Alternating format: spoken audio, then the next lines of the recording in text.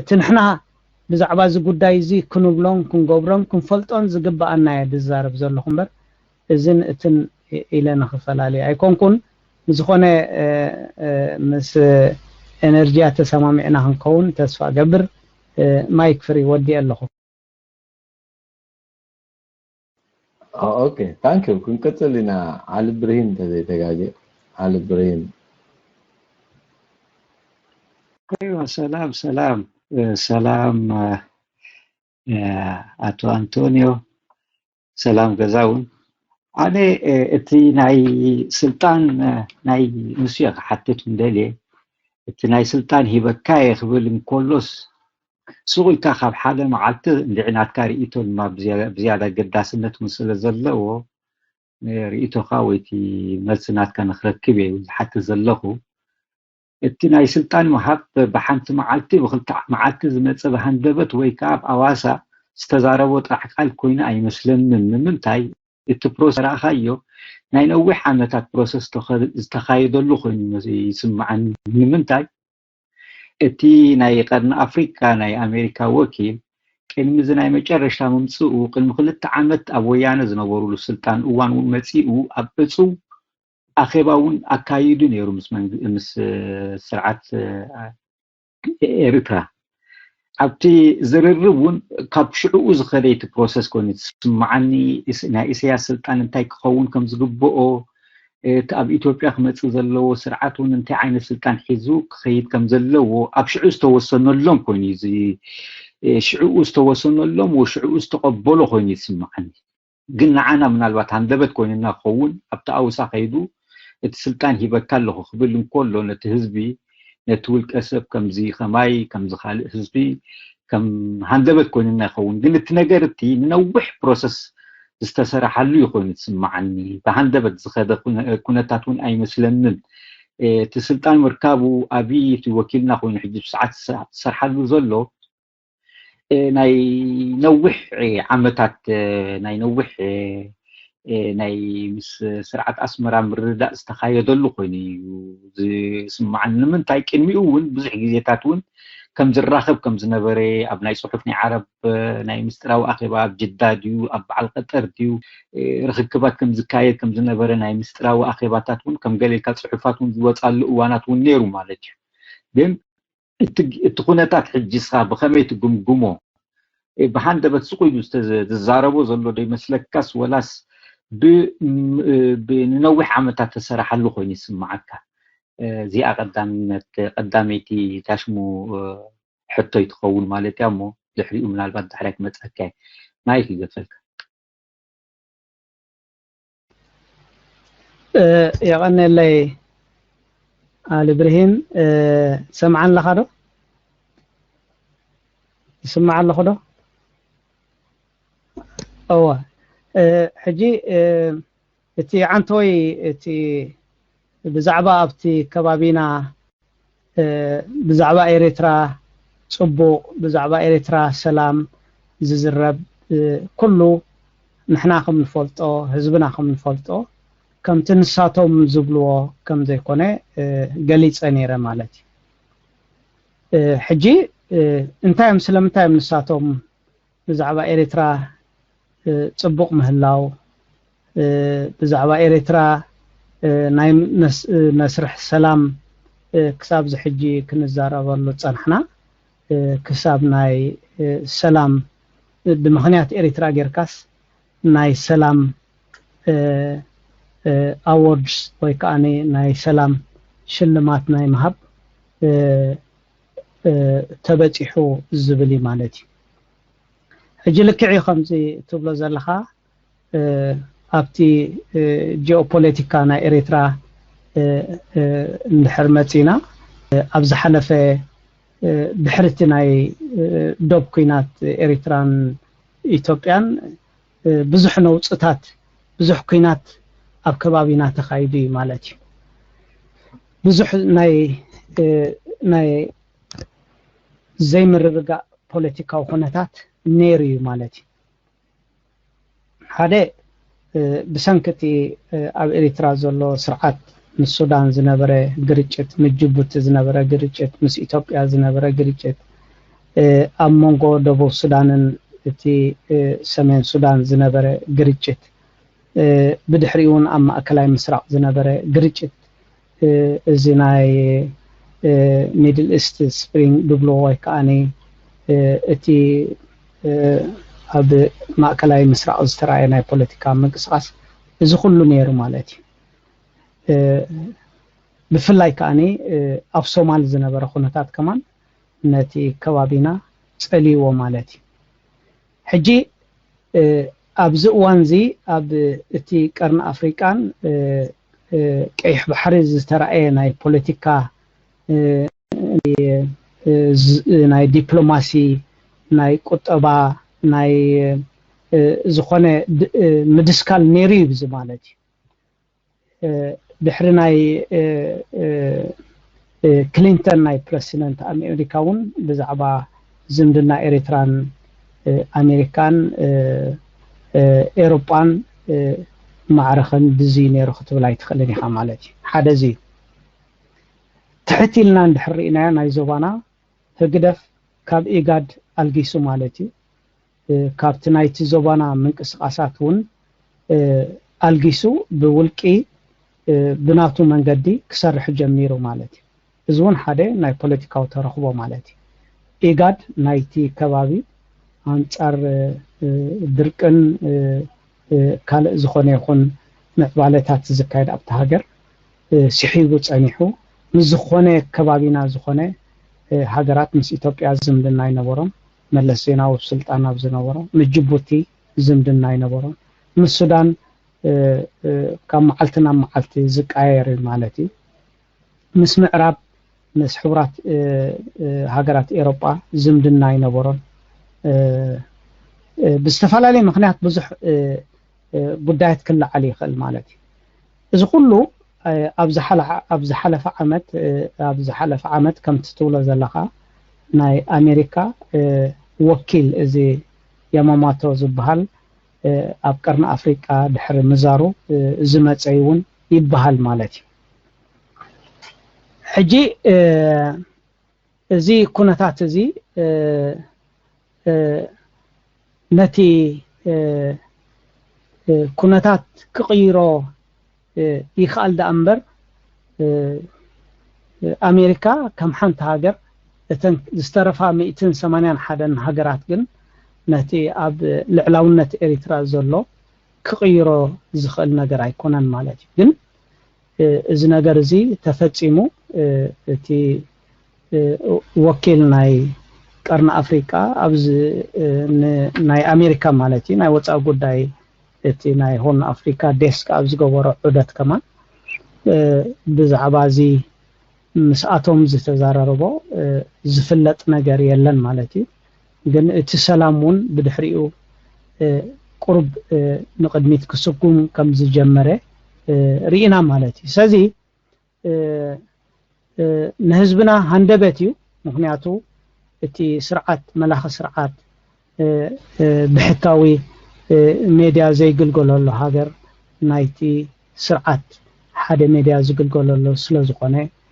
ካልኣይ እውን እቲ ዝተዘርበ ኣጋይሽ መፅኦም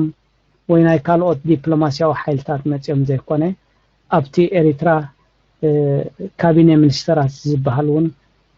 ን28 ዓመት ከም ፀማም ክዛረቡ ዳ እምበር ድምፆም ዘይስምዑ ዝዓይነቱ ናይ ሜድያ ኣገባብ ስለ ዝነበረ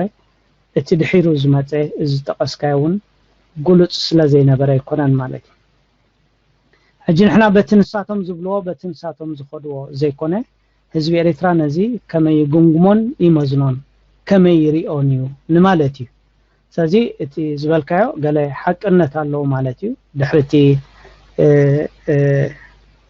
ናይ ሕጂ እዚ ፕሬሲደንት ዘሎ ኣብ ኣሜሪካ ምስ መፀ ልኡኽ ሰዲዱ ማለት እዩ ኩሉ ምስ ረብሕኡ ዝተኣሳሰረ ምስቲ ኣብ ቀርኒ ኣፍሪቃን ማእከላይ ምስራቅ ዝካየድ ዝነበረ ናይ ኩናትን እቲ ናይ ቀይሕ ባሕሪ ዝነበረ ህፁፅ ኩነታት ንምህዳእ እንተገይሩ ተባሂሉ ዝተገብረ ምዃኑ ና ዘረዳእና እዩ ግን ንረብሓ ህዝቢ ኤርትራ ዘይወዓለ ነቶም 10 ዓመታት ዋላ እውን ልዕሊኡ ዝተሓየሩ ኤርትራውያን ነፃነት ዘይህብ ነቶም መንእስያት ንልዕሊ 18 ዓመት ኣብ ኣገልግሎት ዝነበሩ ንድልየቶምን ነቲ ትፅቢቶምን ግሁድ ክገብሩ ወለዱ እውን ምስ ደቆም ክራኸብሉ ዝኽእሉ ብዙሕ ሕቶታት ክለዓል ዝኽእል ልዕሊ ኩሉ ከዓኒ እዚ ንስደት ህይወቱ ከፊሉ ንስደት ዝመፅእ ዘሎ ኤርትራዊ ኣብ ግምት ዘእተወ ብምንባሩ ንዓና ክገርመና ዝኽእል ነገር የብሉን ማለት እዩ እቲ ክገርመና ዘይክእል ነገር ከዓ እቲ ኩነታት ከምኡ ኢሉ ብምቕፃል እዩ ስለዚ እቲ ዝበልካዮ ኣባይታ ኣሎ ግን እቲ ንሕና ሚዛንን ገምጋምን ዝያዳ ነቲ ኣብ ኤርትራ ዝተረኣየ መልሲ ክህበና ይኽእል ማለት እዩ so thank you ወዲ ኣለኹ ማይክ ፍሪ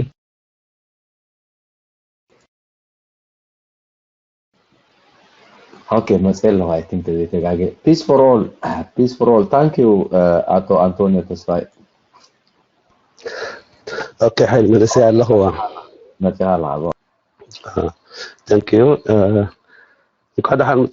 حاو أنطونيو تسفاي ذهب كان أستمر لهم على بزوح تقيمنا يغني لنا كمون thank you very much حضر جدانو عم حضر تاناتا زقبرو زلو صاحبي إندا مسكون كي مسكون كحل فايدة لنا كبر حونا أنطونيو تحت مستكا شغل قل زبل النقر سلو زلي مسر مانس هذا حق وهم مهانة وكلنا زهبا زلو زقبرو زلو زمنقستي ويجيزاوي منقستي إريترا زقبرو زلو دي حقا مخلوق قل إسكالنا أهاجن باتي زخودا زلو زي حقا وأكايدا مس إثيوبيا دمرنا زلو كم تسوزبالو إثيوبيا إتران كلتين زبل سني تاريخ زي فالسابيلو ندابله باتي زي حقا وأكايدا ناتو مس إثيوبيا خصن برنا يخلو انت الأخي إلو خاني انت عينت تقاومه نقبر لنا نحن ويتعلم كبخني حين الرأي يريئه إذا خشغل أنا يخيلني ويساكلني زي تحط يحصل بلي تردي كانت تكون تصفى قبر تنكي وحاول تصفى معاك يا مستر أنتوني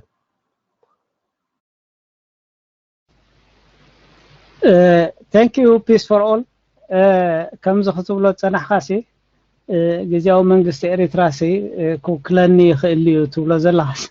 نبعلو جزاو الناس مسجدف دوب يقولون مالتي كومو جزاو منجست نابلي زقصل مالتي نبعلو اب عالم تراي زي فلت جزاو منجست 18 عامتي صوصواي جزاو منجستي سي جزاو سي كونتات كساب زهد حزبها حساب تطرنف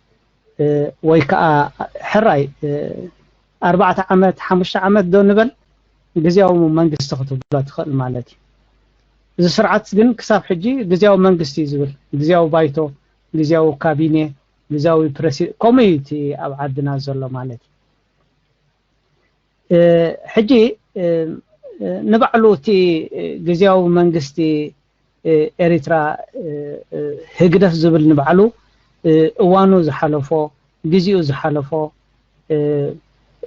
ውክልና ክህብ ንባዕሉ ውክልና ዘይብሉሲ ውክልና ክህብ ኣይከኣልን ብመሰረቱ ማለት እዩ ሕጂ ከመይ ንዓና ብዛዕባ እዚ ጉዳይ ክህልወና ወይ ኣውሽጥና ክፈጥሮ ዝኽእል ኣተሓሳስባ ሚዛን ገምጋምን ድሕሪልና ኸኣኒ اسيو تكو نبعلو منጭ نايتي نحنا نخبرتنا نمثلنا نمملاس كستاي نقالو سزلنا نسي مالتي سزي اب حدا هاجر ماسي درغ خمان ابت مچرشاس غزياوي وتهدراو منግስት ዝብል ነበረ ናይ ደርግሲ ابت مچرشاس سلفي اقيمن لكو زناي ايسيبا اكو ገለ መለይሉ درغ خمان ኣብ ኤርትራ ከም እንዳገበረስ ነቲ ግዚያዊ ወተሃደራዊ መንግስትስ ብሓደ ናይ ኢሰፓክ ዝናይ ማሕበር ሰራሕተኛ ስልጣን ዝሃበ ብዙሓት ሰልፍታት ክሳደሳተፈ ከማን ገይሩ ነይሩ ማለት እዩ ስርዓት ህግደፍ አንጻር ደርግ ዝቃወም ዝነበረ ግን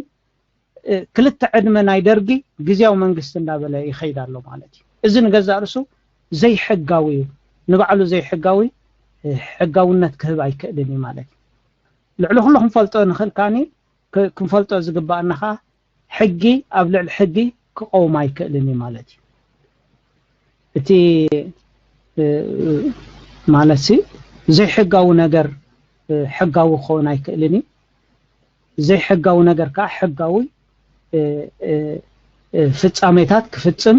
ሕጋዊ ውሳኔታት ከማን ክውስን ኣይክእልን ማለት እዩ እዚያ ክብል ዝኽእል I hope ተሕተኻ መሊሰልካ thank you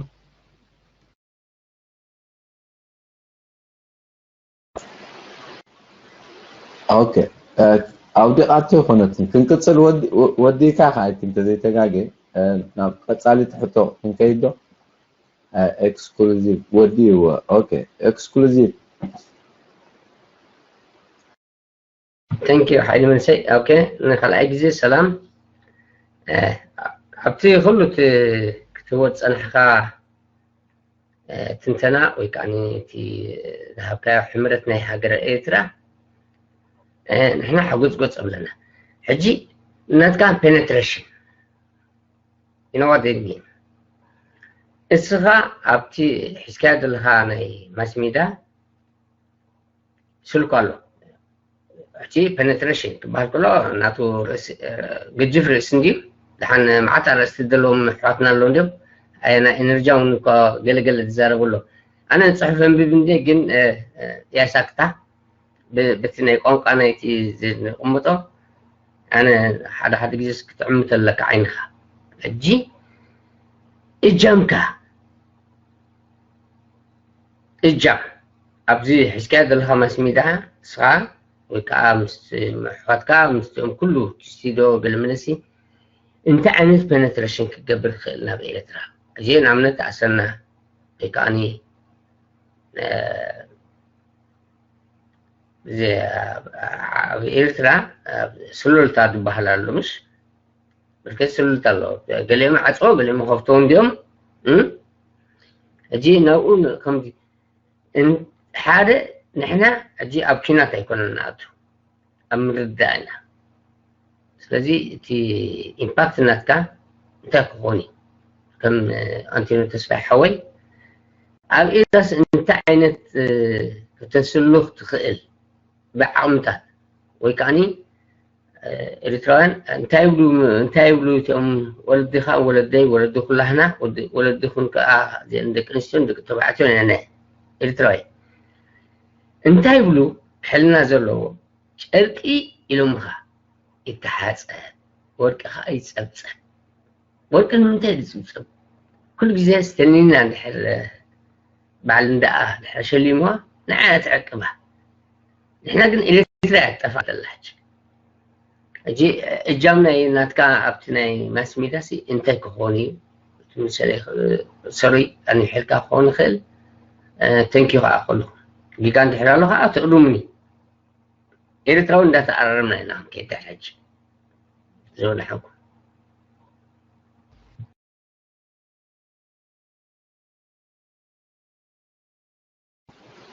اوكي حطو وديك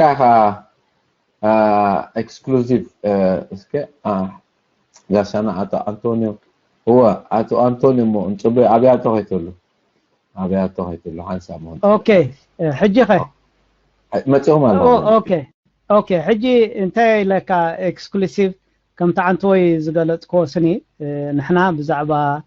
زي حقاونت وكلنا بايتا حقاونت وكلنا اينا اتي كاتعلو زننا لو فشت مالتي بزخونه مچم كم تزبلك تناتكا سولكوتات الكا تزاريب كانيركا اتي سولكي هقدف قدف أبز حدري جاكانو ويكابز ناي حدري جاكانو أوفيشال رومسي أمدا شاهد الزاربو قلتيروم يمدب صحلهم مالتي بزعبا أسنا يكون زي ناي الريسات كا ولا تيفي سند يكون ناي زخون نحنا تي دنب تقامو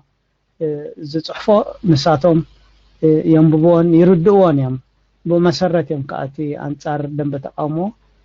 ቃልሶም ደቂሱ ስለዚ ኣብዚና ከዓ ንሕና ክንሕይል ንኽእል ማለት እዩ ኣብ ኤርትራ ብዙሓት ካብ ህዝብና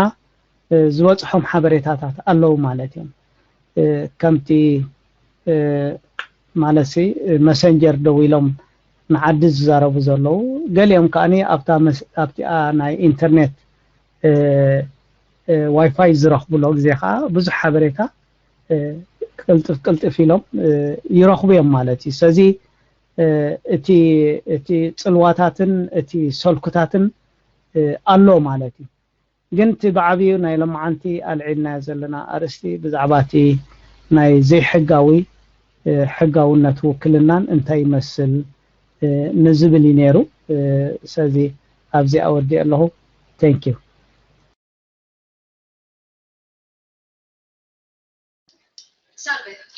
راي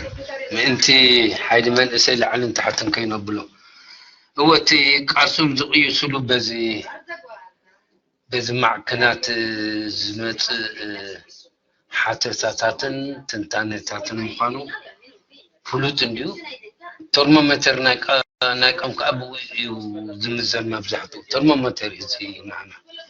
زين انا عالسي زي مقباريو تي معمر عند حدا اليو خوينو تمعكنا زخون تسنتانيتا زخون يبطحو من نعو يوم قالوس نعو خفرسيهم ليتن معتن زموزون زحزر سلازي تبعو لها قال سمي بو يوم زقيسو انا ايكو اتا حتى كبل دلي زلخو مبزحتو اوان كنزاربن كلنا اتي تمتنا لقعو لا اوغو زخونا لو نابت سرعه إساياسيو سرعه إساياسنس ناتو سب شركان ازي سرعه إساياس سقع كندز اكل كم زختولو صنعك حجي قالسو ابتي نعوز نصاصرو نعوز قالسو انصارو زخدو تعامت بالقد سلا زي فتوى سلا زخيد كل ساعه بزعبو إنا نزارب نسخ معاسي بزعبانا خزارب حج انت دلي كل ساعه نسو قمقم غيرو نتناتنا قالسي كفرس زخيل مقدتات يمت ددحريو نخيد ازي معنا زي مزرابو كابي زنقلعيو حاده معنا بدنب فتح زي مزرابو كالاي اسو خزاربو زي كالي اب حمقتنا زتمركسو دا اي مسلكان يعني لي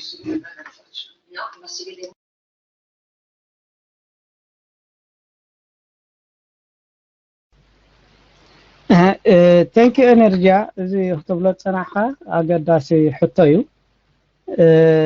نسو تي ممرحي نايتي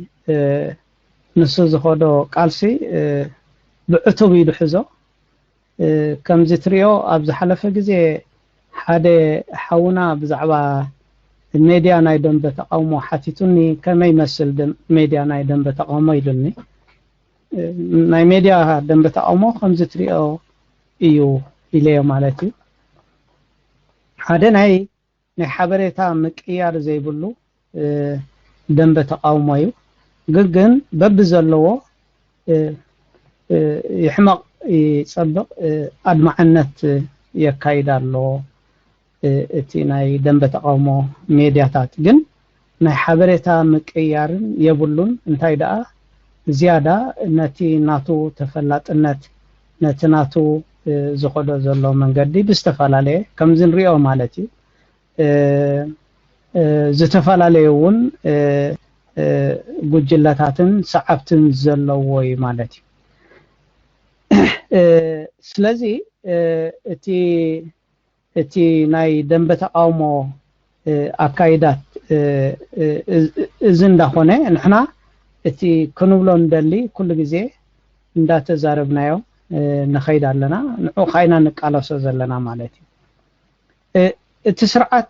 ንሕና ብዛዕባ እቲ ስርዓት ንዛረብ እቲ ስርዓት ግን ብዛዕባና ኣይዛረብን እዩ ዝበሃል እንተኾይኑ እቲ አንጻር ንሕና ነካይዶ ዘለና ንኣብነት ከምዚ ኣብ ሙሉእ ዓለም ህግደፍ ዝምውሎ ናይ ሜድያ ማዕከናት ኣለዎ ማለት እዩ ንሱ እቲ ማለት መስመር ናይ ስርዓት ህግደፍ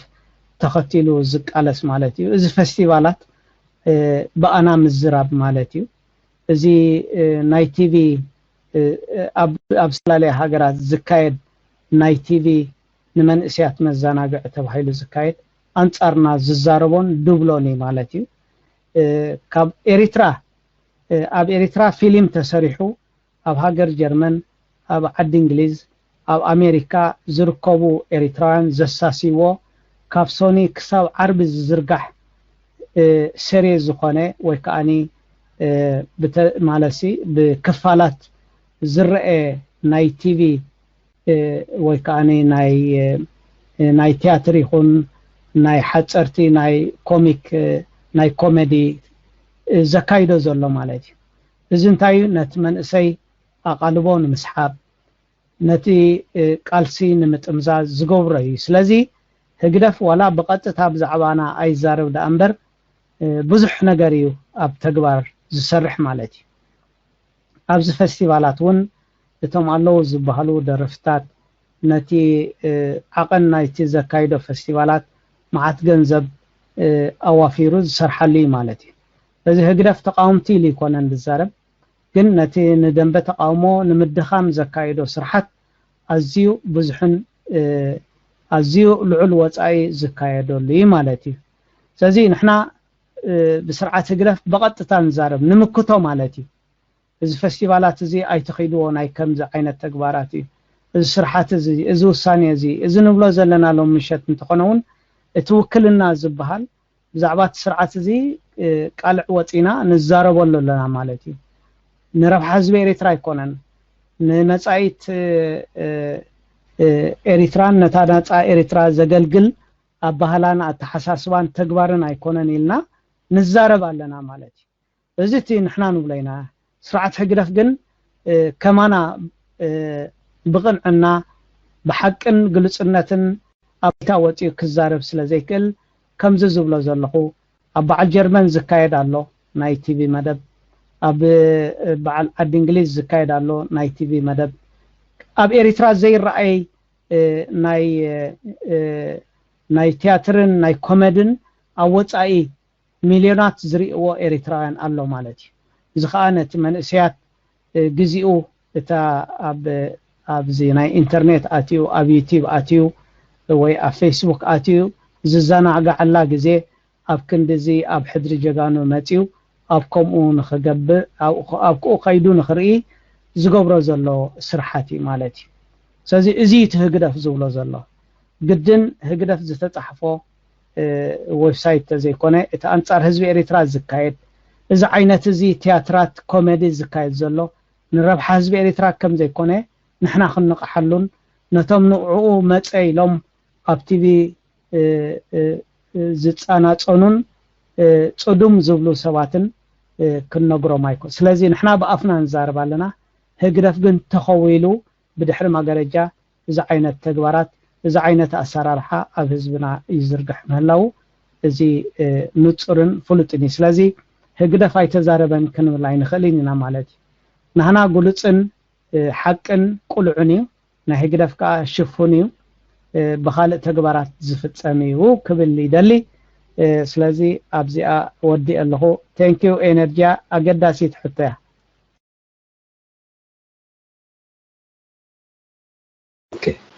Thank you. Peace for all. Natka. هو الله هذا أنا خمل دمسي حيمن إسحاق قال أما بتصح فلي على مدحان سمع لي زالت صبح حيمن إسحاق أوكي تملسك الله حونا أتو أنتوني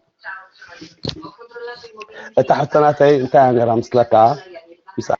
صقع بالحاتفين أي ملشكال نصرت أي ملشكال إثيوبيان إريتريان بحقي ترى الله خين على ما هو حقي حانت خان أي خيلادم كم زخروا ذولا من قسم حج حانت خجرن ذولا حانت خوانا هي خيلا بخم يعقبها كان حانت خوانا ويكي دمرة زيت حتى ما تيقن يلي مستر أنتونيو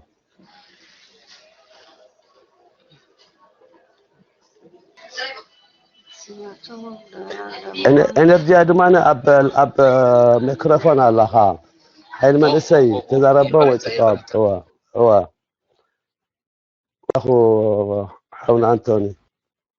حتى يسمعك هذا هو حتى سمعيان لكن حيل من اسي تلخاسي عرفت دم هاب كان حمشه دا دبر حبس كان هو حبس كعرفت قبعكاي اذا حطيناك دحري عرفت دبرا هو اقداسيتا هو دحري عرفت نقبرا اقداسيتا حدنتنا تقرب كله خدو حدنتنا تقرب كتلك عرفتي كان هو من عشان اتو انطونيو تسفاي مرحبا رياليستيك مرحبا هو دحين يعرفوا اتو انطونيو تسفاي نحن هون حمشه دا هو طوالي نو فران كلتن كنجمرينا حراي اوكي ثانك يو اوكي جو حدنت معطي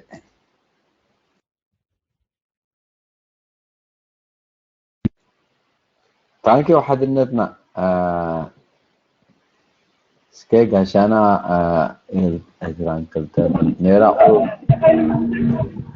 اوكي علغي تمليسي لي عشان ساعات اخرى هو تمليس له كله ملكت عبننا له ايو ملكت كساب زبنا يس تمليس له هو يبلا له تمليس له اوكي تا حطو خندقما دو غاشانا ناي بيس فور اول يعني را تحطو سمعوا لهم يوم غاشانا اتو انطونيو تسفاي مايك حسكا لها تحتو عنتو زغربا بيس فور اول تندقما دو نعم اوكي دقوم لهم بيس الله بيس ايرتران اثيوبيان سي حنت هاجر كونا خلادو بزي يخدو اسكا مصي خالها لا صبا الله والسامره اثيوبيان ايرتران سني حنت كونا يخلادو بس بحق على حاجه قبل نزخل تعلم كخمية الرعاية كهلوة يخيل بحقاوني عالم انت الله خوينس بزعبو اسنخ قلت لي يعني لا تحت متى بتحتك اوكي سمع الله دمص طرح لحد سمع الله اوكي حدا انتايو بنصور ابزي حج زلو كونتات اريتران ايثيوبيان حنت هاجر كخونا زخلان حنت هاجر كخونا زخلان مخنيات بفصم بحقاو منقدي يلن مالتي حدا نتي زتفصمه حقاو منقدي ናይ ህዝቢ ኤርትራ ድልያትን ውሳኔን ክቀይሮ ዝኽእል ሓድሽ ኩነታት ክመጽእ ስለዘይክእልን ስለዘየለን አህጉራዊ ሕብረተሰቡን ንኤርትራ ከም ልዕላውነት ሃገር ስለ ዝኣመነን ማለት እዩ ዝሓደ መንገዲ ስለዚ በዚ ዘሎ ሁሉ ኩነታት ኣብዚ ሕጂ ንዛረበሉ ዘለና ብውክልና ይኹን ከም ሓንቲ ሃገር ክኾነን ዝኽእል ነገር የለን ማለት ወላት ናይቲ ዓመፃዊ መንገድን ናይ ዝኽንዛረበሉ ዘምሰና እንተለውን ንዕአን ከም ሓንቲ ሃገር ክኾና ዝኽእለን የብለንን ማለት እዩ ካለ ግን ከም ሓንቲ ሃገር ክኾነን ዝኽእል ኣገባብ መስርሕ ግን ኩሉ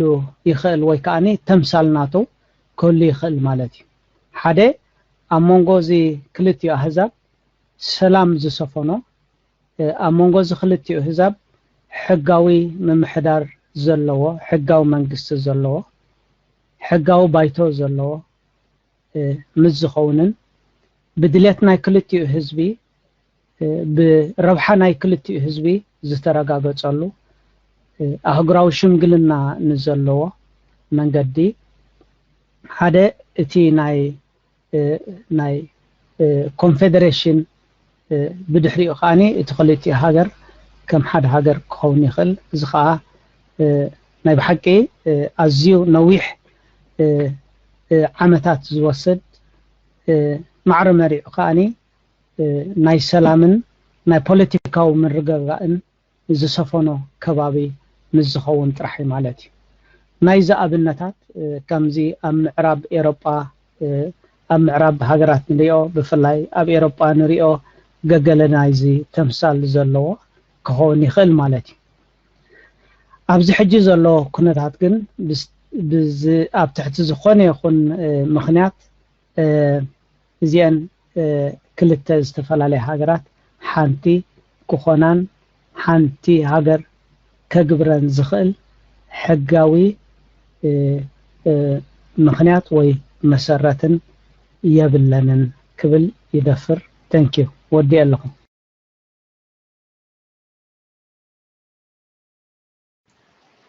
اوكي نصيرات الكات كون حتوها تسفا قبر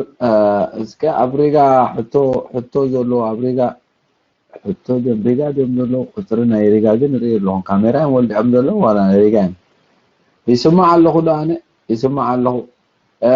كبر غاشانا مزحتو حجاري باصنحت بزدلو كخونا يكلنيو بن كخون خيل دي تحتو كخون خيل دي كخون خيل دي بز حجي زلو كخون زي خلو منتايو انتايو كخل كلو زخل نتحد بز حجي زلو كخل كلهم زخل عينا حقي كبر غاشانا هو ابز لو مؤوان نيريترا مس ኢትዮጵያ ሓደ ክገብራ ዘይክል ሓደቲ ውክልና ኤሪትራ ኣብ ኣህጉራዊ ሕብረተሰብ ዓለም ኣብ ሕቡራት መንግስታት ኣብ ዝተፈላለዩ ሃገራት ባንዴርኡ ዘንበብሉ ዘሎ ስርዓት ናይ ገዛእ ርእሱ ውክልና ወላ መልካው ስርዓት ይግር ቢኾን እምበር እቲ መሰረት ናይቶም ግሱዋትና መሰረት ስለ ዝኾነ ነዚ ክቕይር ዝኽእል ነገር የለን ማለት እዩ እቲ ሓደ ነዚ ክቕይር ዝኽእል ናይ ሓይሊ ዓመፅ ዘለዎ ጥራሕ ክኸውን ዝኽእል ማለት እዩ ኣባይቶ ማለሲ ኣባይታ ፖለቲካውን ኣብ ግምት እቲናኮ ኣብ ኤርትራ ዝኸይድ ዘሎ ኮ ናይ ሓይሊ ስርዓት ናይ ሓይሊ ከም ዝብሎ ዘለካ ናይ ሓይሊ ብዓመፅ ንድሕር ኮይኑሲ ኣብ ኤርትራ ጉድ ዝኾነ بعمتن بحيلن رجيج زغيد دلوي هو ግን ሕጂ እንታይ እዩ እቲ ፍልልይ ዘሎ እቲ ድሌት ናይ ህዝቢ ኤርትራ ድሌት ኣይኮነን እቲ ድሌት ናይ ተዓማጽ ስርዓት አንጻር ሕብረተሰብ ዓለም ዝኸይድ ዘሎ ስርዓት እዩ ማለት እዩ እዙን ኩሉ ግዜ ኣብቲ ድሕረ ባይታ ናይቲ ነካይዶ ዘለና ቃልሲ በሪሁ ዝረአዩ ማለት እዩ ስለዚ ንሓንቲ ሃገር ሲምፕሊ ክልቲያን ክትጻናብራ ኣለክን ትብላ ኣይኮነን ማለት እዩ ምናልባሽ ሓደ ሕቶ ክልዓል ይኽእል ኣብ ግዜ ፌደሬሽን ከምኡ ተፈጺሙ እንዲዩ ዝበሃል ነይሩ ይኸውን ማለት እዩ እቲ ኣብ ግዜ ፌደሬሽን ዝተፈጸመ ግን ሓደ ኤርትራ ኣብ ትሕቲ ሕቡራት መንግስታት ኤርትራ እያ ነይራ ማለት እዩ ስለዚ ድሕሪ 10 ዓመት ንሶማልያን ሊብያን ብቕልጡፍ ውሳኔ ክወሃብ ከሎ ግን ናይ ኤርትራ ድሕሪ 10 ዓመት እዩ ተባሂሉ ማለት እዩ ሕጂ ኣብዚ 10 ዓመት ዝተኻየደ መጽናዕቲ ናይ ህዝቢ ኤርትራ ኣካይዳን ኣራእያን እቲ ትጽቢታትን ወላ ኩሉ ሕልምና ህዝቢ ኤርትራውን ንሳቶም ናቶም ገምጋም ነይሮም ማለት እዩ ስለዚ ናይቲ ህዝቢ ኤርትራ ትጽቢትን ድሌትን ግን ጋሻና አንቶኒዮ ምስቲ ናይ ፌደሬሽን 52 ዋላ ተመጸና እቶም ሰብን ተመድረኸን ድፋላለ እምበር እቲ ሲስተም ስቲል ደ ሴም ባይቶ ሃገር ኤርትራ ከምዚ ስጎጊ ተገይሩ ኣብ 52 ውን ሓደ ኣይኮነን እዚ ሕጂ ዘለውን ባይቶ ሃገር ኣባሪሩ ሚኒስተራት ከም ድላዩ ገይሩ ኣገልገልቱ ገይርዎም ዘሎ ንሱ ዝወስዶ ውሳኔ ንዑ ክኽልክል ዝኽእል ሓይሊ ኣሎ ዶ ትብሎ ማለት እዩ ናው እንደ ክመጽእ ሕጂ ናው እንደ ክመጽእ እቲ ስርዓት ኣብዚ ዝሓለፈ እዋን ንሕና ሃገር ኢናይሉ ዝዘርግሖ ናይ ዲፕሎማሲያዊ ኔት ኣሎ ማለት እዩ ናይ ዲፕሎማሲያዊ ሰኪዐት ንረብሓው ኢሉ ዋላ ዝዘርግሖሎ ኤምባሲታት ኣለዉ ማለት እዮም እዚኦም ንኤርትራ ዝውክሉ ኤምባሲታት ማለት እዩ ኣብ ሕቡራት መንግስታት ባንዴራ ኤርትራ ኣላ ማለት እዩ ማስ ሕብረተሰብ ዓለም እውን ከም ኤርትራውያን ዝፈልጠና ንዓና ምክንያቱ ኢትዮጵያን ኤርትራን ኢሉ ክልተ ዜጋታት ይፈልይሎ ማለት እዩ ስለዚ እዚ ኩሉ ነገራት እዚ ነቲ ስርዓት እዚ ካብቲ ኣብ ግዜ ፈደሬሽን ታሕቶ ዘምጻሕዋ እንታይ እዩ ኣብ ግዜ ፈደሬሽን ኮ ተጣሒሱ ዝብል ሕቶ ከለዓልኳ ተዘይኮነ እቲ ስእሊ ግን በበይኒ ሕጂ ዝብል ደለኹ ስለዚ ስርዓት ኢትዮጵያ ዝኣመነሉ ናጽነት ናይ ኤርትራ ልዕላውነት ናይ ኤርትራ እውን እንዳሃለዎ ክነሱ ማለት እዩ ስለዚ ሕብረተሰብ ዓለም ነዚ ጥሒሱ ክኸይድ ኣይክእልን ማለት እዩ እዚ ንኸዶ ዘለና እዚ ክንዛረበሉ ዘምሰና ሓደ ነቲ ናይ ኤርትራዊ ሃገራዊ ሓይልታት ንምድኻም ብሩእይን ዘይምሩእይን ክኸይድ ዘለዎ ንሕና እውን ክንነቕሓሉን ክንሓስበሉን ዘለና ብዛዕባ ጉዳይና ክንዛረበሉ ዘለና ኢልና ደልዓልና ስለዝኾነ እቲ ፍልልይ ኣሎ ማለት እዩ ካብቲ ቀደም ዝነበረ ሕጂ ይኸብድ ማለት እዩ ስለዚ እዚ እቲ ፍልልዩ ኣብዚ ሎሚ እዋን እዚ ብተረድኦ ብሕጊ ኣይከኣልን እዩ ክኸውን ድሕር ዝኽእል ኮይኑ ከዓ ይብል ካብ ሓደ ካብዚ ኩናት ዝወሰዶ ነቲ ናይ ኩናት ቆስሊ ኣሕዊኻስ ኣብ ሓድሽ ዝና ተሰጋጊርካስ ናይ ክልቲኡ ኣህዛብ ዝምድና ኣመዓራሪኻ ካብ ሓደ ፍርቂ ዘመን ክሳብ ሓደ ፍርቂ ካብ ሓደ ካብ 50 ዓመት ክሳብ 100 ዓመት ዝወስድ ዝኽእል እዩ ስለዚ ኢን ፕራክቲካሊ ኣብዚ ሎሚ እዋን እዚ ኣነ ክመዝኖ ከለኹሲ ኣይከኣልን እዩ ብክልቲኡ ሸነኸ ብሕጋዊ ይኹን ዋላ በቲ ናይ ዓመፅን ናይ ሽርሕን ጉዳያት ክካየድ ኣይክእልን እዩ ዝብል እምነት ኣለኒ ቴንክ ዩ هو እስከ ንእሽተይ ምስኣ ብዘይ ሕጋዊ ወይ ሕጋዊ ትብል ዓንተ ወይ ትንክፍ ኣቢልካ ነርካ ዲኻ እዚ ሕጂ ናይ ወፃኢ ጉዳይ ሙሉእ ሓላፍነት ሒዙ ዝሰርሓሉ ዘሎ ኣብየ እዚ እውን እኮ ምስ ምንታይ ክንሰርዖ ምኽኣልና ነርና ማለት እዩ እቲ ዲፕሎማስያዊ ፖለቲካዊ ምትእስሳራት ብዘይ ዝኾነ ዓይነት ፍቃድ ናይ ህዝቢ ኤርትራ ይኸይድ ንሪኦ ኣለና ኣነ ኣበይ ኣይኽእልን እዩ ንዝብል ሕቶ ቁሩብ ክትበርህ ኣይከዓለትን ምክንያቱ ንሕና እንታይ እንደሊ ዘይኮነ ሕቶ እንታይ ክገብሩ ይኽእሉ ያታ ሕቶ እንታይ ክገብሩ ይኽእሉ ሕጂ እቲ ዝገብርዎ ዘለዎ ካ ንሪኦ ኣለና ንኣብነት ኤርትራ ፖለቲካ ኤርትራ ኣብ ኢትዮጵያ እዩ ዘሎ ሕጂ እቲ ዲፕሎማስያዊ ጉዳያት ናይ ኤርትራ ልክዕ ከምቲ ናይ ግዜ ፌደሬሽን ስምምዑን ከምኡ ኮይኑ ናይቲ ዲፕሎማስያዊ ርክባት ብወገን ኢትዮጵያ ክካየድ ነቲ ዘቤታዊ ምሕደራ ከዓ ብኤርትራውያን ክካየድ እቲ ባይቶ ክካይዶ እዚኣ ስእሊ እዚኣ እውን ሕጂ ንሪኣ ኣለና መፅያ ንሪኣ ኣለና ንዕኡ ዝኽልክል ሕጊ እኮ ከማነ የለና ይርአናን ከማን እዚ ክኸውን ኣይክእልን ዘይ ሕጋዊ ንሕና ኢና ንብሎ ዘለና በናይ መሰረት ሕግታት እዮም ተሰማሚዖምሉ ንዓና ንፁር ኣይኮነን ነዚ ሕጂ እውን ክኾናን ዘይክኾናን ሓደ ነቲ ናብ ሓደ ክወስደን ዝኽእል ፕሮሰስ ጀሚሮም ከብፅሕዎ ዝደልዩ ኣይናይ ሓይሊ ክኽልክሎም ዝኽእል ክኸውን ይኽእል ድዩ ኣይክእልን እዩ ንዝብል ሕቶስ ንሕና ኣይንደልን ኢና ክንብል ንኽእልና ግን ብናቶም ወገን ንክኸውን ይሰርሕሉ ዘለዉ ኮይኑ ይርዳእን ብናተይ ርድኢት ነቲ ዲፕሎማስያዊ ናይ ደገ ክስታይ ኦልሬዲ ጀሚሮሞ ኣለዉ ኣብዚኣ ብኸመይ ትሪኣ ሕጋውን ዘይሕጋውን ክኸውን ይኽእል ድዩ ኣይክእል ንብሎ ዘለና ማለት እዩ እቲ ሕጋዊ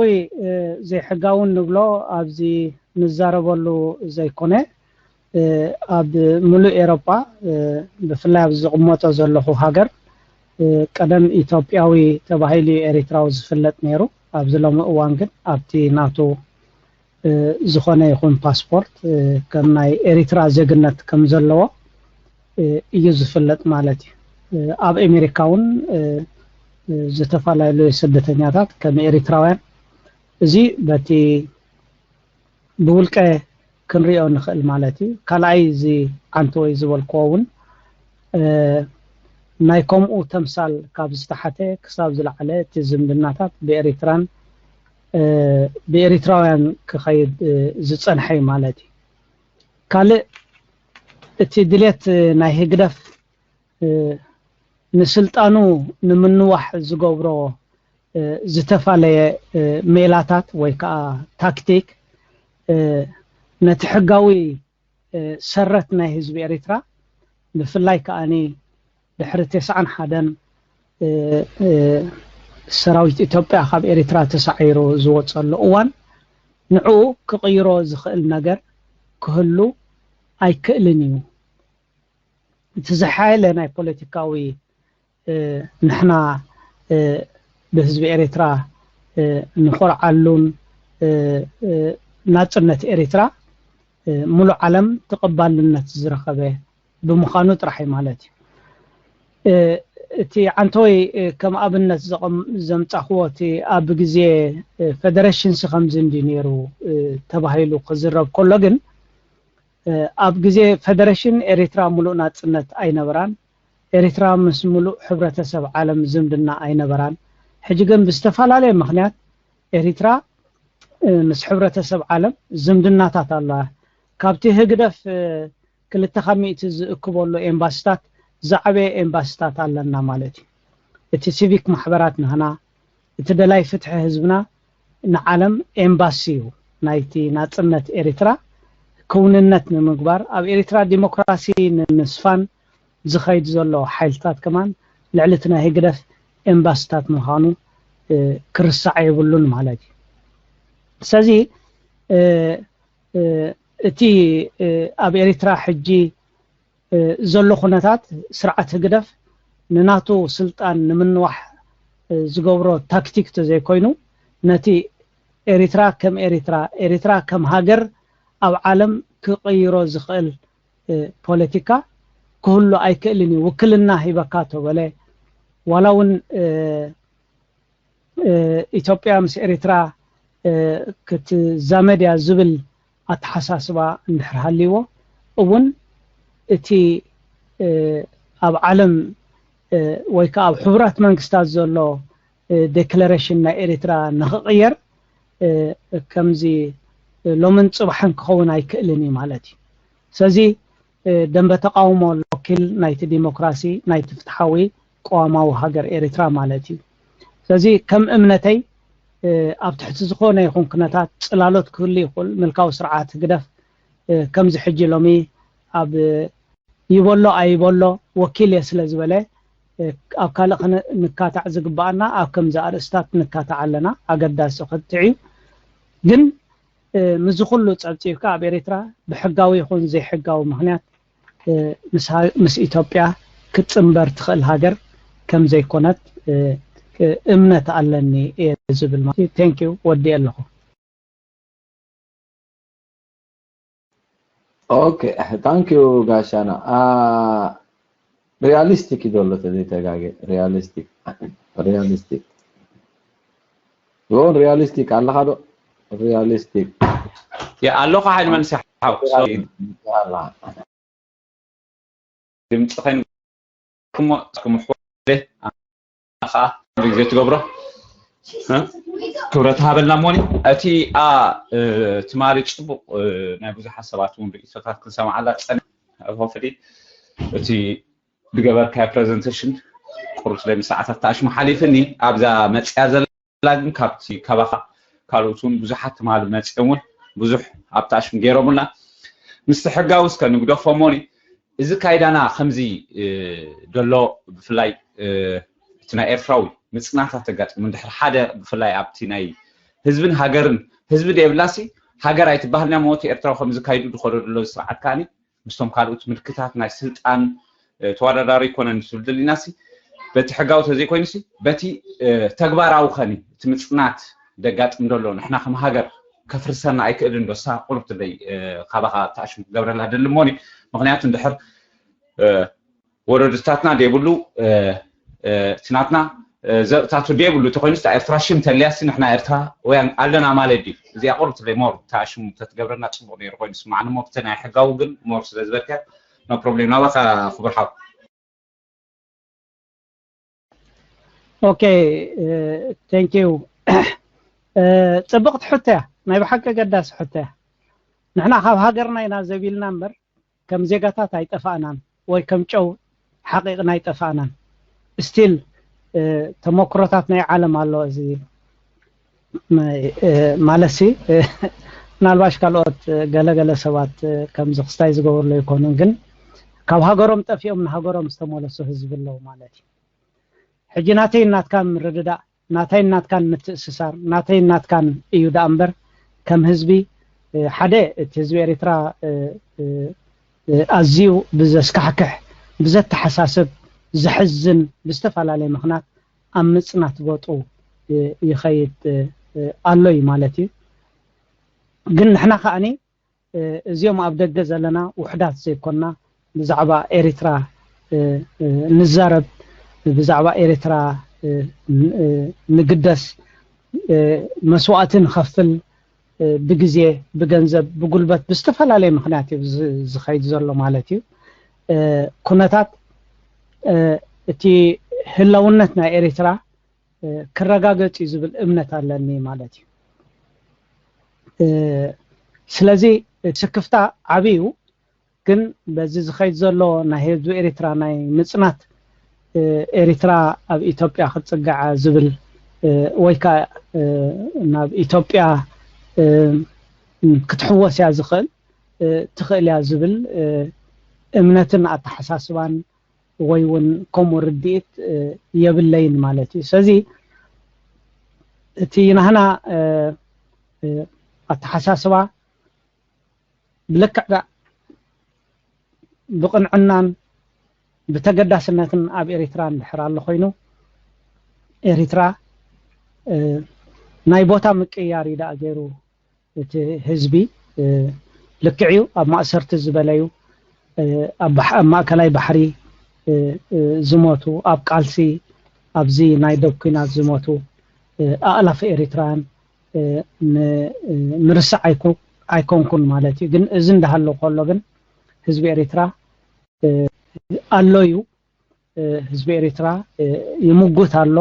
ህዝቢ ኤሪትራ ይሓትት ኣሎ ህዝቢ ኤሪትራ ንመሰሉን ረፍሑን ሃገሩን ንምዕቃብ ይቃለስ ኣሎ ስለ ዝኾነ ክሳብ ኣብኡ ደረጃ ዝበፅሐ ሓደጋ ኣይኮነን ክብል ይደፍር ማለት እዩ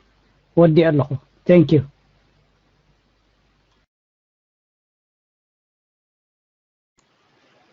اوكي اكسكلوزيف الله هذا اكسكلوزيف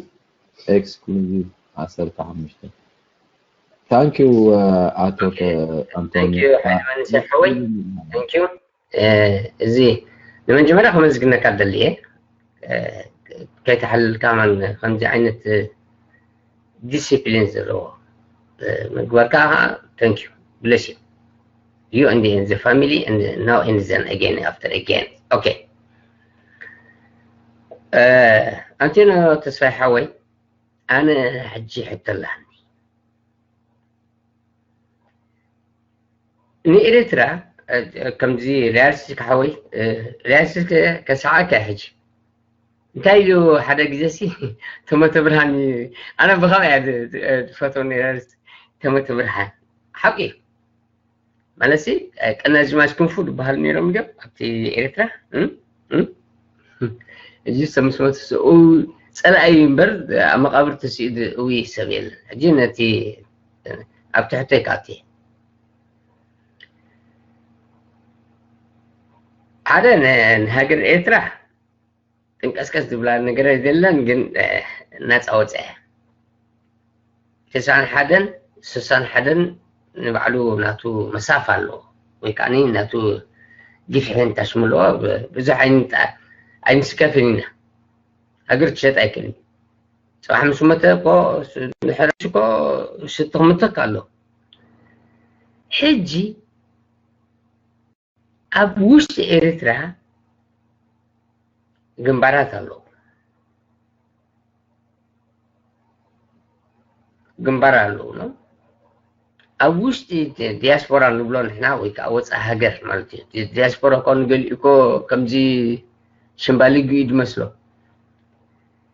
رابعي جنبار توهيلم دكفولو سبات هلو لا أنا بين خلينا نحزلك ولا خميتي مدب لأنه حطوا قاشالو نفتح حطوا تسمو قبل كم مقوى هذا حد نتحفتي ثانك يو كورها توم قالوا كأني زسي أقداسي واناوي توبيك نو لانك نزات بارو أزلا تقصي أموني كل خطب بكم تمام هذا حجي إذا ربعي جنبار تبهلو تسمي زولوسي انت عينت إمباكت لك سواء أب شودن أمتها بخيمها زيادة فرطمها أب نبز حمل خبل لها ربعي جنبار تبهلو تسميه لبيمون ديو أي لبمون سقاب حجي نزي حجر اب حقوق توادلو هجي انتي تمخرم تخل اوش تهاجر دلو حقوق وصالو ابزي اوص هاجر عدماتنا تقمطنا زلنا إريتراويان نزيهم كاني أبزرقحنا تكسي انتي كتتحلف لهم مدب ألك thank you حدنا حبتي سوري أنا نبتي كومي ما نسي مثل أنا حب كاندي سوري أنت نتصفى حوي في مثل تصفى قبر تعلق زيهم رابعي جنبار ጽቡቕ ኣለኻ ኤክስክሉሲቭ ሕጂ ግን እዚ ኣነ ዘመሓላልፎ ዘይኮንኩስ ሕጂ እዚ ኤሪትራውያን ሕድሪ ጀጋኑ ብሓቂ ግዜኦም ወፍዮም ዘመሓላልፎ ዘሎ እዩ ኣብዚ ኢና ንዛረብ ማለት እዩ እዚ ከዓ ናይ ብሓቂ ዓብዪ ኣስተዋፅኦ እዩ ክበሃል ይከኣል ማለት እዩ መጀመርያ እዚ ክብለካ ይደሊ ማለት እዩ ካልኣይ ገገለ ሰብ ድኽመታቱ ድፅብፅብ ሰብ ኣሎ ማለት እዩ ገገለ እቲ ክሳራታት ዝፅብፅብ ኣሎ ማለት እዩ ኣነ ግን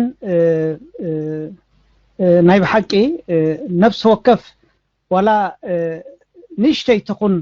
ኣብ ደንበ ተቃውሞ ንትረኣይ መክሰብ ንሳያ ናተይ መብራህቲ ማለት እዩ ምክንያቱ እቲ ሓይሊ ናተይ ንሳያ ኤነርጂ ናተይሲ እታ ንእሽተይ ኣብ ደንበ ተቃውሞ ብዛዕባ ህዝቢ ኤሪትራ ትዝረብ ፅቡቕ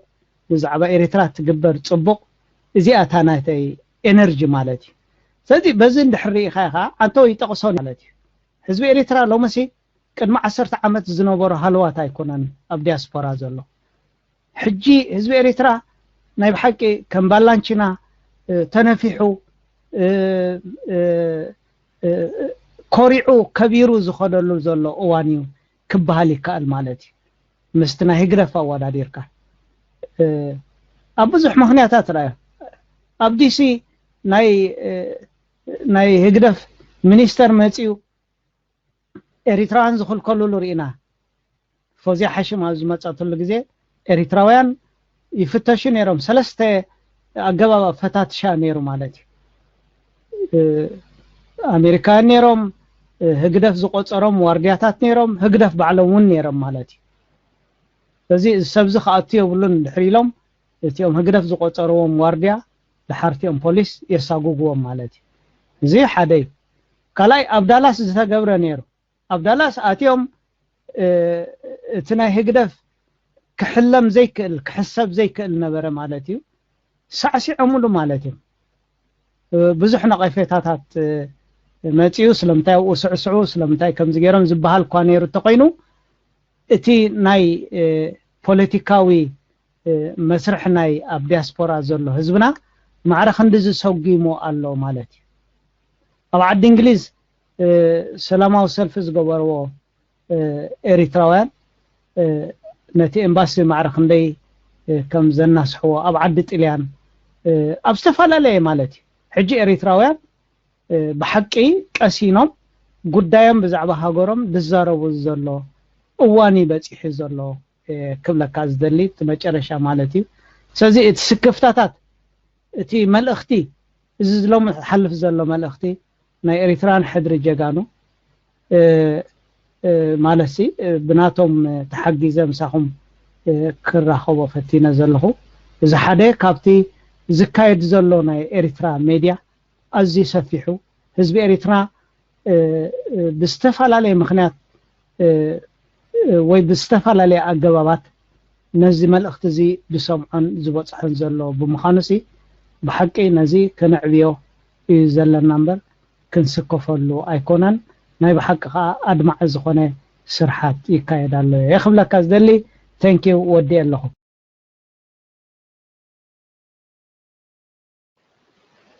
اوكي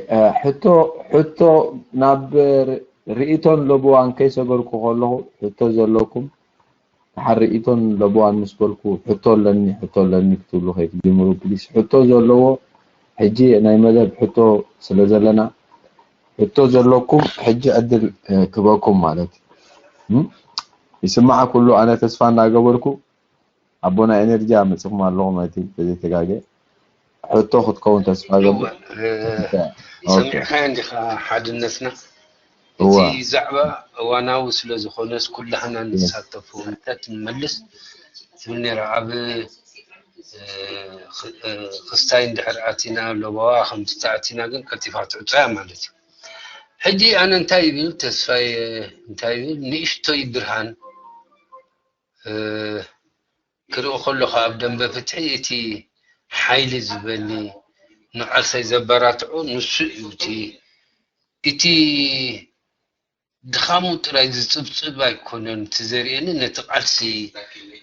برهان وزبلي طبق اذ برهان جن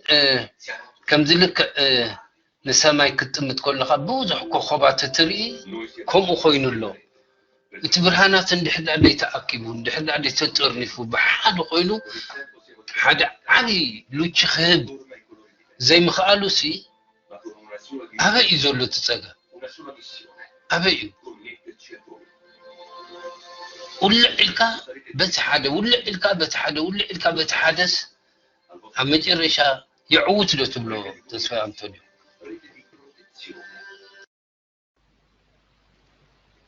Thank you Energia نسيو مالسي كم زتبلو زلها اتي بلجتا نايتي ويكاتي قلع نايت حوي كيتا اغوده حالتا غهري ايكونني دمبمو زوسدو عامتات وحدي نمبال ايكونكن مالتي من مستخلو هقدف قبل على دنبه تقامو زغبرو زنبره شرحتات اب حزب زغبرو زنبره مدد نغارات مسا هغراو حبرتسب عالم بسنكت نايتي جيوبوليتيكا تخبابينا زلو نخادمولو زخل زغبرو زنبره مخنياتات حجي እንዳተወደ خيد مالتي حجيتهم كواخبتي ፀሐይ አጥፊዎም ናይ ህግደፍ حوي لبليبوم زطفو زنبرو እቶም ኣብ ኤሪትራ ጠፊኦም ዝነበሩ خواخبتي ናይዞም ሕጂ ኣብ ስደት መጥዮም ዘለው ብብዝሕ ዝዋስኡ ዝነበሩ ብርሃን ክኾኑ ጀሚሮም ኣሎ ማለት እዩ እቶም خواخبتي ሲ ክخلዑ ጀሚሮም ኣሎ ማለት እዩ ሕጂ እዚኦም خواخبتي ብሳይንስ ካኒ ከምዚ ጋላክሲ ዝበሃል ኣሎ እኩባት ናይ خواخبتي ማለት እዩ ጋላክሲ እንዳፈጠረ ይኸይድ ኣሎ ማለት እዩ ሕጂቲ ሕብረተሰብ ኤሪትራ ማለት እዩ ድሓር ካኒ እቲ ጋላክሲ ተኣኻኺቡኻ ከም ናይ ወርሕን ከም ናይ ፀሓን ብርሃን ክኸውን ዝኽእል ኣብነታት ማለት እዩ እዚ ናይቶም ኣስትሮኖሚ መግለፂ ግን ከም ዝትብሎ ዘለኻ ግን እዚ ቁልዑታት እዚ ቆሚሉ ክቕፅል የብሉን ማለት እዩ ናብዚ ክንብሎ ፀናሕና ኣድማዕ ዝኾነ ምትእኻብ ህዝቢ ምእካብ ዲፕሎማሲያዊ ስርሓት ዜናዊ ስርሓት ብሓባር ምክያድ ኮፊልካ ምዝታይ ነዚ ሎሚ ተረኺቡ ዘሎ ጉዳይ እውን ኣብ ሓባራዊ ዝኾነ ኣረኣያን ኣብ ሓባራዊ ዝኾነ ርድኢትን ብግልፅን ብቕንዕናን ክካየድ ኣለዎ ናብዚ ኻ ሕጂ እቲ ቃልስና ከማዕዱ ዘለዎ ማለት እዩ ስለዚ እዚ ተኣኪቡ ዘሎ ኣብ ደንበ ተቃውሞ ሓደ ቅንዕናን ግልጽነትን ሓቅን ዝደሊ ተዘይኮይኑ እዚ በበይኑ ውልዕ ጥፍእ ወይ ከዓ ብልጭ ዝብል ዘሎ ብርሃናት ናእሽቱ خواخبتي ተኣኪቡ ከም ናይ ፀሓይ ብርሃን ከም ናይ ወርሒ ብርሃን ከዓ ብለይቲ ክህበና ናውኢቲ ተስፋና እዚ ከዓ ተሓይልና እቲ ትብሎ ዘለኻ ግን ኣገዳሲ እዋናዊ ሕቶ እዩ ስለዚ ነፍሲ ወከፍ ሰብ ክፅዕረሉን ክቃለሰሉን ዘሎ ኮይኑ ከዓ ይስማዓኒ ቴንክ ዩ اوكي ثانك يو اسمع له يسمع له كبرات تخاطاتنا اوكي انا حطوا لكني كبر غاشانا اتو انطونيو اب حدا كاب زغبر كايو انترفيو اغايشكا كبر ابونا اتو مسفن حغوس بزعبا ناي إسياس زلعلو زنبر حطوطات بفلاي ون تي مس إثيوبيا زلو زنبالتات مزي حجي زخودو زلو أكايدا إسياس مستي مريت إيرترا كلتيوم وغن ويانو تخون إسياس جهو متحزي نهزبن هاجرن إيرترا زتقاملو زلو مقع مودعتا زي بلو نابي كبتصح سلازدلي تبلو አቶ አንቶኒዮ ኢሳያስ አበይ ክበጽሕ ዝደለ ምክንያቱ ዝግጅለዚ ብንጹር ናይ መንነት ቅልውላው ዘሎ ጉጅለ እቲ ናቱ ቅልውላው ከዓ ዝያዳ ምስ ኢትዮጵያ ዝተኣሳሰርን ኣብ ዝሓለፈ ናይ መጠረሽታ መደረታቶም ኢትዮጵያ ንኸይትባታተን ዝተኸፈለ ዋጋ ክንከፍል ኢና ዝብል መረዳእታ እውን ሰሜና ራብ ዝተዋሃበ በዓል የማን ማን ሱዑድያ እውን ኣሎ ዶኩሜንት ለህዝብ ብዝቀረበሎም ሕቶ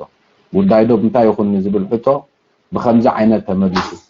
ናበይ ንኽበጽሕዮም ዝኸዱ ዘለዉ ኢትካ ትሓስብ ክቡር ጋሻና እዛ ኣብ ኤርትራ ተኣኻኺባ ዘላ ጉጅለ هو እቲ ዓንተወይ ዝበልካዮ ሓደ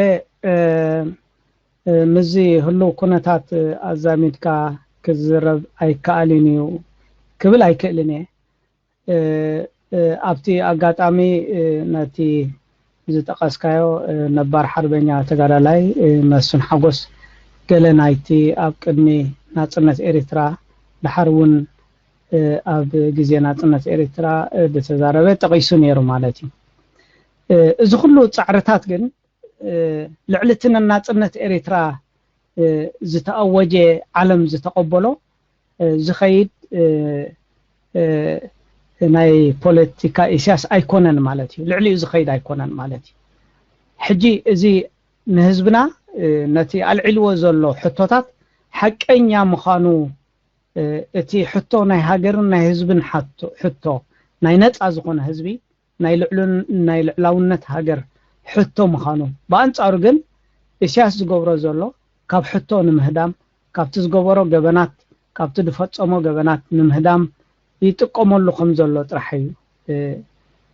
ኣሚቱ ማለት እዩ እዚ ከዓ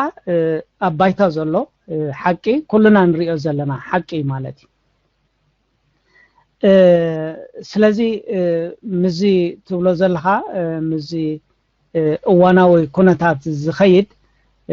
ድሌት ናይ ውልቂ ሰብ ኣብ ዝተፈለየ እዋን ናጽነት ኤርትራ ከውጅን ኣብ ዝተፈላለየ እዋን ከዓ እዚ ናጽነት እዚ ኣውሪደዮ ክብል ዝኽእል ኣይኮነን ናይ ህዝቢ ኤርትራ ብዘይገድስ ናይቲ ፖለቲካዊ ኩነታት ዝነበረን ዓመፅን በደል ገዲፍካ ህዝቢ ኤርትራ ንናጽነት ብሬፈረንዱም ኣድሚፅዩ ናይዚ ነገር እዚ ከዓኒ ብምዕቀኒ ካልእ ዓመፅ እንተዘይመፅኡ ከዓ ናይዚ ዓይነት ኣገባብ እዚ ተፈፂሙ እዩ እቲ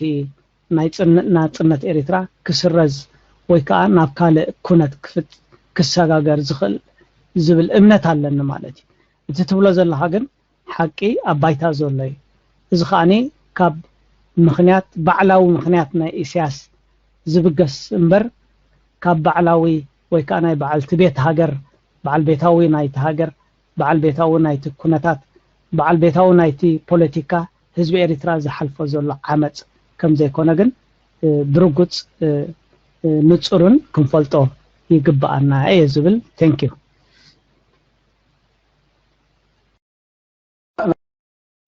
ክቡር ጋሻና ሕጂ እውን ብዙሕ ግዜ ተደጋግሞ ኣለኻ as if ህዝቢ ኤርትራ ዝኾነ ዓይነት ናይ ምውሳን መሰል ከም ዘለዎ ጌርካ ተቕርቦ ኣለኻ ኣነ ክርዳእኒ ከኣለን ሕጂ እውን ኢሳያስ ድልየቱ ንክገብር ዝኽልክሎ እንታይ ዓይነት ሓይሊ ኣሎ እዩ ኣብ ኤርትራ ወይ እንታይ ዓይነት ትካል ኣሎ እዩ እንታይ ዓይነት ትካል ኣሎ እዚ ክትገብሮ ይትኽእልኒ ካ ኢሳያስ ዝብሎ ከተቕርቦ ከለኻሲ ክገብር ኣይክእልን እዩ ባዕላዊ ክስታይ ክወስድ ኣይክእልን ትብል ኣለኻ እሱ ዝሃቦ ትእዛዝ ዘይኮነ ከምዚ ሃገር ትመሓደር ዘላ ኣነ ክርዳእኒ ፈፂሙ ይከኣለን ከምዚ ሓደ ሲስተምን ምሕደራን ዘሎ ተቆፃፃሪ ኣካል ከም ዘሎ ንኢሳያስ ድልየቱ ክገብር ከም ዘይክእል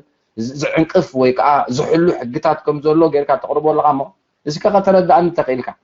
እዛ ሃገር እዚኣ ብጀካ ኢሳያስ ዝውስነላ ዜጋ ኤርትራዊ እንድሕር ኣሎ ቁሩብ ክትሕግዘኒ ንምፍላጥ ኦኬ ኣብ ትሕቲ እቲ ሃገር ኤርትራ ዝብል محدران منجستن سرعة هجدف الله مالتي سرعة هجدف جن نبينه بزعبا هلاونت ويكا زي ما هلاونا إريتراجن كوسن زخل درجان عقم مثلا يبلون مالتي مخنياتو حبرتسب عالم الله مالتي خمت عنتو يزبولكها حزب إريترا هجدف ويكا إسياس وانا صحافي بزنورو لغزي إريترا نصاخت وصال وايلي كونن حبرتسب عالم ابزا حجي غمان عي قرب ابدن غرغر كتونيخا نناصنت إريتراويان دي كونان ابليكيت غيرنا حبرتسب عالم دي وسيدنا نناصنت ايكونا موسو قاعد بلاك دلخكو ونو حبرتسب إريترا ام غداي زبيتاو وسانتا ايوه حجي انت قاعد بلاك دلخو نزي اغاطم دولو نايدم غداي حبرتسب عالم دا متا خوين زي خونن حبرتسب عالم دحر وسان ترى كله الكوين حجي كون نايدو بيدا امبر نايتي بملو إريترا حتى يكون هو تدوب قلنا بحبرتسب عالمنا بحقاو ملكع زبصح يكون هو مو حجي تقداي كون حبرتسب عالمون ناتو فردو وسيدو ازو قداي زي نابت زبيتاوي قديفو مالت ازي زبيتاوي كلتيو زملكوت عكال بناتو وسان نخيد يحزو دولو نتو قداي مالت محبرتسب عالم هيكون ኣይኮነን ማሕበረሰብ ዓለም እቲ ጉዳይ ተንጠልጢልዩ ምክንያቱ እቲ ናይ ኮሚሽን ዶብ ዝነበረ ግዜ ምስ ነውሐይ ነቲ ጉዳይ ከምኡውን ምስ ብስርዓት ህግደፍ ምትሕግጋዝ ኣብ ዘይረኽበሉ ዝነበረ እዋን ንኣብነት እቲ ዓቃብ ሰላም ካብ ኣስመራ ይኹን ካብቲ ከባቢ ክንድዚ ኪሎ ሜትር ወፃእተኛታት ካብ 20 ኪሎ ሜትር ديم رحقهم 10 كيلومتر كخدو يبلومن امباستات ون نزملكت نوصاتنياتات بحفشا ابز حلفو وساني ايوتي نجر اندا تشقرر خيدو مالتي حجيغن تي لكعيو كم زخنو بلو صنحنا احغرا حبرتسب زعبا غدا وشتاو غدات اريترا كقدسن بزعبا ديمقراسي زعبا هيوت مسل سواو خبرنا اريترا كطابق زغبو ينبل نيرنا مالتي بتدغاغام غزي حبرات منغستات ناي سباو مسل بفلاي كمان نيريترا خاطو فتينم اي كالون مالتي ግን እዚ ጉዳይ እዚ ንኤሪትራ ናብ ኢትዮጵያ ክትምለስ ኣለዋ ዘብል ሕቶታት ግን ኣይኮነን ክሳብ ዝሕጂ ዘሎ ግዜ ማለት እዩ እቲ ስጋታት ኣሎ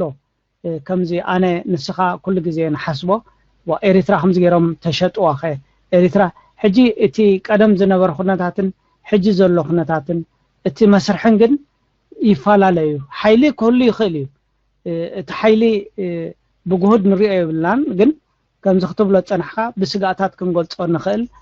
ዝተፈላለዩ መድረኻት ኣለዩ ማለት እዩ እዚ ንምባል እየ ማለት እዩ ስለዚ ምልካብ ስርዓት ህግደፍ ኣብቲ ዘሎ ኩነታት ናይ ጂኦፖለቲካ ኩነታት ናይ ቀይሕ ባሕሪ ኩነታት ናይ ቀርኒ ኣፍሪካ ብምዝማዝ ዝሕበኣሉ ብዙሕ ምክንያታት እንዳቅረበ ከምቲ ዝበልኮውን ጉራብቲ ሃገራት ብረብሐን ንምዝማድ ኣብ ልዕሊ ህዝቢ ኤርትራ ዝወርድ ዘሎ ማህሰይቲ እዚ ክበሃል ኣይክእልን እዩ እንተኾነ ግን ብዛዕባ ናይቲ ሃገራዊ ኤርትራዊ መንነት ክሳብ ንምቕያር ዝኸይድ ኣባይታ ጭቡጥ ኣሎ ክትብሎ ትኽእል ነገር ከምዘየለ የደኣምን ማለት እዩ ስለዚ ንባዕሉ እዚ ህላውነትና ንሕና ኣብ ዝተፈላለየ ቦታታት ከና ከም ኤርትራውያን በቲ ዘሎ ሁሉ ናይቲ ስርዓት ኣገባብ ኣብ ኤምባሲ ኸይድና ንቃወም ኣብ ቤተ መንግስቲ ኸይድና ንቃወም ከም ኤርትራውያን ይቅበሉና እዚ ሓደ ህይወት ናይቲ ዘሎ ሃገርን ህዝብን ወላብ ጭቆና ይሃሉ ማለት እዩ ግን እቲ ህይወት ከም ሃገር ማለት እዩ ከም ምርድዳእ ማለት እዩ እቲ ተረድኡኻ ብኸምኡ እዩ ዘሎ ስለዚ ከምዚ ጨፍሊቕካ ፅዋሕ ንጎና ብኢትዮጵያ ምሕዋስ ናይ ዝካየድ ዘሎ ስውር መስርሕ ዘጋልፅ እዩ ስለዚ ቀሊል ኣይኮነን ነዊሕ ግዜ ክወስድ እዩ ነዚ ከዓ ክንቃለሰሉ ኣለና ንብሎ እምበር እዚ ትብሎ ዘለካ ስጋኣታት የለን ክብል ኣይክእልን እየ ቴንኪዩ ወዲ ኣለኹ ታንኪዩ ክቡር ጋሻና ኣቶ አንቶኒ ተስፋይ ኣርከበ ኣለኻ ዶ ኣርከበ هو على هاي من ንስኻ ኣለኻ ሆን اوكي መጀመሪያ ክቡር ጋሻ ክብረት ይሃበልና ንዝሃብ ካና አፍልጦ አስተምሮ ብሙሉ ነዳለውት ድማ ከምዚ ማጋይሽ በመዕዳንኩም ናይ በሐቂ ገበርኩም ማውናይ ጸጥታ ይሆን ናይ ምትሕባር ኩሉ ከነ መስግመናኩም ንፈቱ بحفشنا كل خم وحدة ونحن أفلت أخبرنا أمسي زل مالتي نبحث كاتو هيك ده في لنا نحن نزارب ثانيحنا هيك ده قبلنا زخل مالتس أبتي ناتنا معدي كري أخولنا هيك ده في لنا خذنا نزاربو نخل مخنياتات انتيالو أنا كم زريو زلهو إسياس مش ودو أبتنا ودو حبرات هجرات ህዝቢ ኤርትራ ዘይፈልጦ ዘይተገልጸሉ እንታይ ተፈራሪሞም ዘይፍለጥ ኣብ ናይ ሱዑድያ መስኡ ነይሩ ኣብ መኽፋት ደብ መስኡ ነይሩ ኩሉ ግዜ ኣብ ዝግበር ስራሓት ከም ሓደ ኣማኻሪ ይኹን ወይ ድማ ላዕለዋይ ሓላፊ ናይ ኤርትራ ኮይኑ ዝኸይድ ዘሎ ከምስታት ብምርኣይ ኣነ ናይ እንዳ ኢሳያስ ጉጅለ ኢለ ጥራሕ መሓለፍክዋ ስርዓት ኣሎ ክብልዎ ናይ ክእልን ሓደ ስርዓት እንተዳኣልዩ ኮይኑስ እቲ ትካላቱ ብኣገባብ ክሰርሐሉ ዝኽእል ገለ ምርኣኹ ነይረ ዝኾነ ይኹን ኣይርኢን ማለት እዩ ካልኣይ እታ ከይሽየጥ ትበሃል ሃገር ከም ዘለዋ ኤርትራ ተደምሲሳ ኢትዮጵያ ክትፅዋዕ ዘይኮነ ከምቲ ትማሊ ብዙሕ ዋጋ ዘኽፈለና ብዙሕ ዋጋ ከኽፍለና ንኸይንኽእል እዩ ኣብ ዓዶም ንኽሕዝልና እምበር ኤርትራ ተደምሲሳ ንምባል ኣይኮነትን ተሓቶ إذا خي مثلنا جن بتقيت زوج أنا حيل بحري ندحر أب بحرنا رئيسه مفررامات أكندي تي مرحنا تي جوجلة مرح إثيوبيا يفرم رئينا رئيس الزمشاتس انتاي يهلو عبزنا أي كروب أي ترددنا لما كبرحو ترددنا يعني يلا وحجي انتاي دي مسلكا نتي ናይ ኤሪትራው ጉዳይ ከቢቦ ዘሎ ጸገማት ከም ተዓንቶይ ዝገለጽኮ ማለት እዩ ኣብ ቀርና ኣፍሪቃ ብሓፈሽው ኣብ ናይ ቀይሕ ባሕሪ ሕቶን እዚ ናይ ማእከላይ ምስራቅ ናይ ኩናት ዘለዎ ዓዘቕቲ ማለት እዩ ስለዚ እቲ ነገር ኣዝዩ እንድሕር ሪኢኻዮ كبد زبلي مزي أتهلالوانا زخونة هاجر نيريترا دمسيسا مت إثيوبيا خد صمبرا زي خل كونتات أيكونان مالتي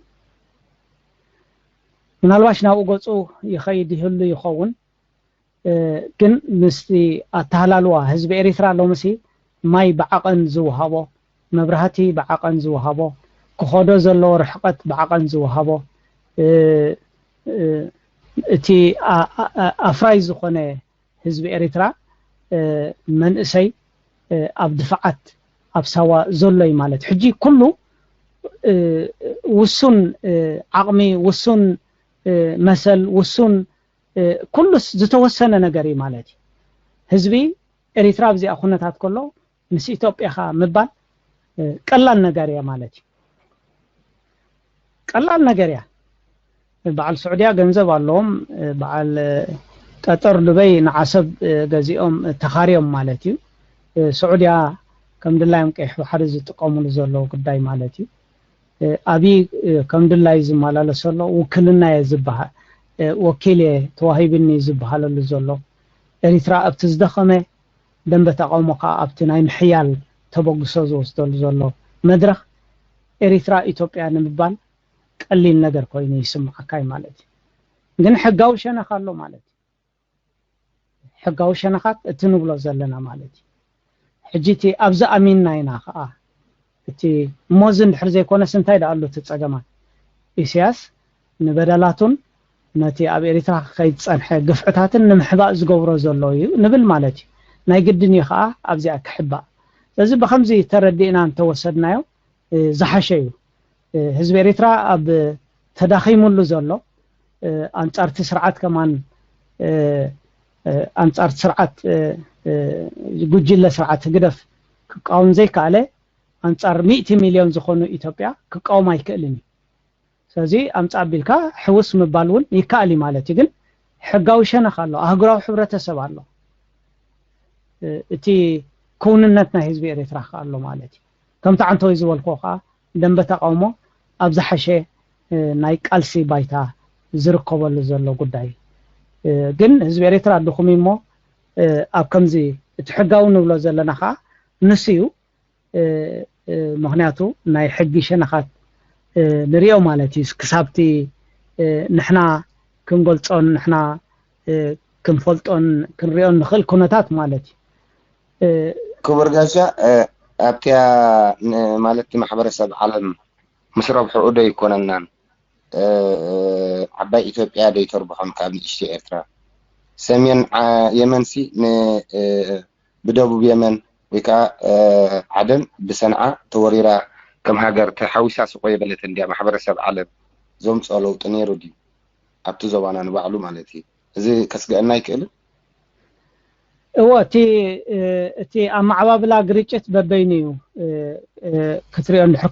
እቲ ኣማዕባብላ ግርጭት ናይ ማእከላይ ምስራቅን ኣብ ኤርትራ ዘሎ ኩነታትን በበይኑ እዩ ክትብሎ ትኽእል ማለት እዩ ብዛዕባ ናይ ሰንዓን ዓደንን እንድሕር ሕቶ ልዒልካ ኸማን እቲ መበገስን እቲ ኣው በፂሑ ዘሎ ናይ መቆራቆሲ ምክንያት እንታይ ምዃኑ ኸማን ትፈልጦ ኢኻ ማለት እዩ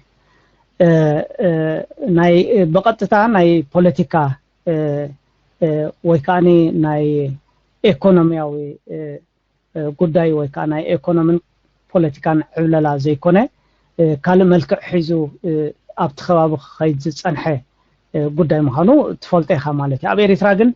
እዚ ኩነታት እዚ የለን ማለት እዩ ስለዚ ምናልባሽ ኣብ ገገለ ኣብቲ 2009-2011 ኣብ ሕቡራት መንግስታት አንጻር ምልካብ ስርዓት ግደፍ ዝተወሰደ እገዳ ብገገለ ጥራታት ናይ ምትሕብባር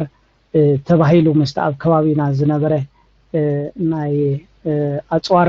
ጸኒሑ ኸኣኒ ናይ ላዕለዎት ሓለፍትን ናይ ገንዘብ እገዳ ተገይሩሉ ተባሂሉ ማለት እዩ እቲ እገዳ ግን ሕቆም ሂቦሞ ዝኸዱ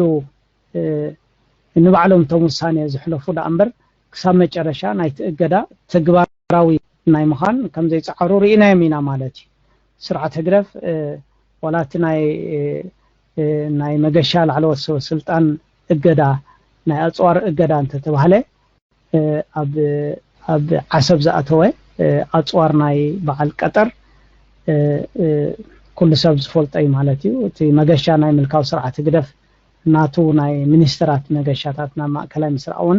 ማዕረኽ እንደይ ከም ዝነበረ ርኢና ኢና ማለት እዩ ስለዚ